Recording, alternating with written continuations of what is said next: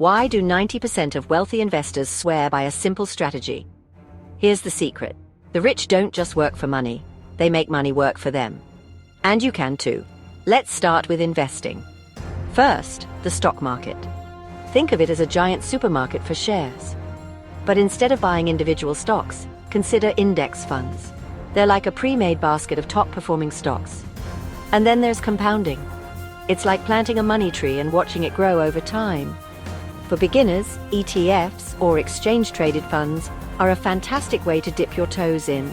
They're easy, diverse, and you don't need a fortune to get started. So, how do you start investing with just £100? Pick a low-cost ETF, invest consistently, and let time do the rest. There you have it, your beginner's guide to investing like the wealthy. Now get started and watch your wealth grow.